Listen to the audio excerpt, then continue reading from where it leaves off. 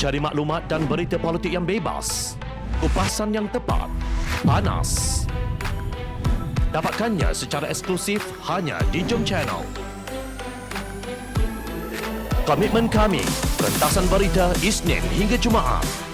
Berbicara dan isu semasa, kami garapkan secara langsung. Panel-panel berkaliber dan profesional. Interaktif, pandangan anda kami raikan. Jangan lupa bersama kami di setiap hujung minggu dalam edisi khas mingguan. Jom Channel, moving forward, sharing a new experience.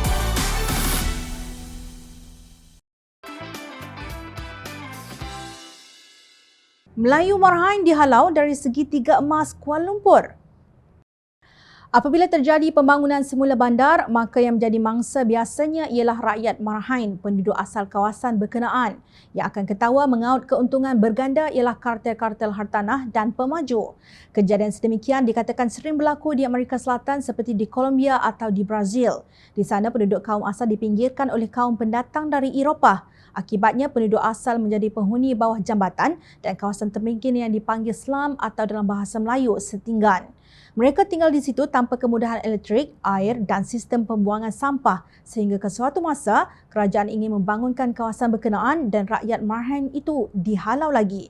Kini ia sedang direncanakan di Kampung Sungai Baru menerusi Akta Pengambilan Tanah 1960 untuk mengambil tanah itu secara paksa dengan diberikan sedikit pampasan. Menurut laporan media, tanah di kawasan itu dinilai dengan harga hanya RM400 sekaki persegi, manakala pemilik unit di flat di situ hanya diberikan pampasan sekitar RM240,000 seunit sahaja. Bekas Menteri Wilayah Persekutuan Khalid Abdul Samad menegaskan nilai tanah Kampung Sungai Baru, Kampung Baru adalah antara RM850 hingga RM1,000 sekaki persegi sebagaimana nilai tanah di Kampung Baru di bawah Malay Agricultural Settlement atau MAS. Menurut beliau, Kampung Sungai Baru terletak di sebelah Kampung Baru dan termasuk dalam segitiga emas Golden Triangle Kuala Lumpur.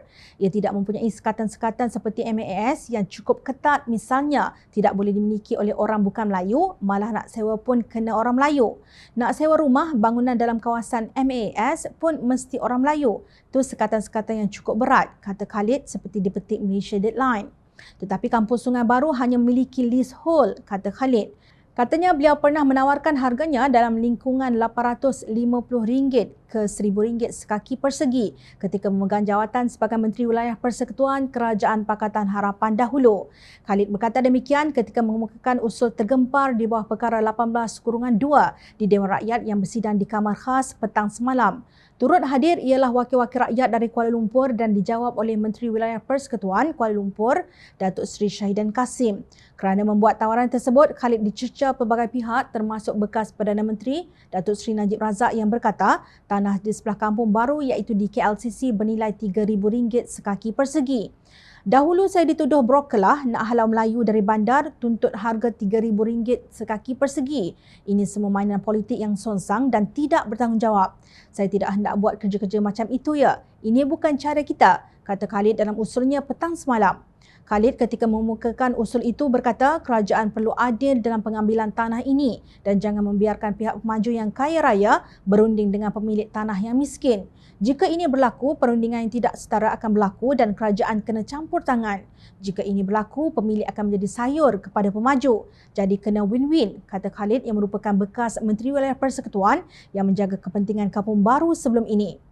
Menurut pengarah komunikasi amanah itu, beliau tidak bertujuan mempolitikkan isu ini tetapi ia perlu dibincang dengan terperinci agar tidak menzalimi mana-mana pihak tertentu.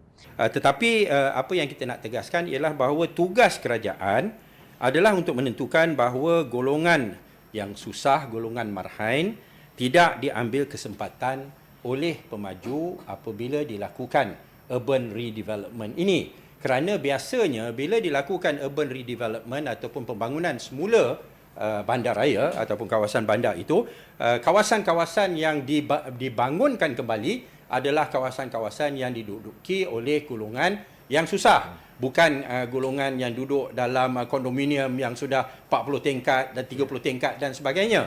Oleh kerana itu mereka merupakan golongan yang lemah yang bila didatangi oleh pemaju yang banyak duit, mereka boleh, kalau tidak dilindungi kepentingan mereka, diambil kesempatan. Ya. Oleh kerana itu, kerajaan mesti faham peranannya. Kata Khalid. Oleh itu, katanya terma yang diberikan oleh pemaju tidak boleh berat sebelah dan kepentingan pemilik hendaklah dijaga. Yang kedua, harga yang munasabah dan adil, katanya. Bagi Khalid, apabila diserahkan rundingan antara pemaju dengan pemilik, ia adalah rundingan yang tidak setara. Dah tidak ramai apabila didatangi pemaju dan sebagainya, mereka boleh diambil kesempatan. Jadi sayurlah bagi pemaju, kata Khalid dalam sidang di Kamar Khas petang semalam. Akhirnya, suara penduduk Kampung Sungai Baru didengar di Parlimen. Tetapi ia bukan datang daripada pejuang Melayu yang berteriak No Anwar, No DAP, tetapi daripada pemimpin Pakatan Harapan.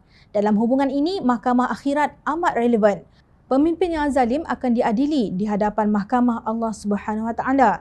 Justru jika pemimpin yang sibuk bercakap tentang Mahkamah Akhirat itu benar-benar beriman kepada hari kiamat, kalian akan terjun berjuang dengan rakyat Marhain ke dalam lubuk mereka.